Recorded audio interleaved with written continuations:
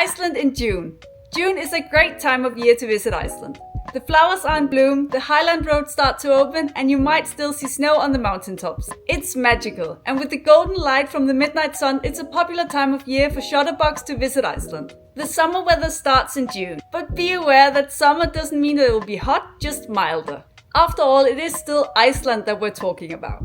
The average temperature in June is from 9 to 15 degrees Celsius. The weather always changes a lot in Iceland, and in June it's common to experience rain, wind and glorious sunshine all in one day.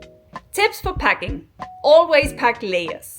In June we typically wear a woolen shirt or a fleece over a t-shirt, maybe a vest on top if it's chilly, and then we put on a shell jacket in case of rain or when visiting waterfalls.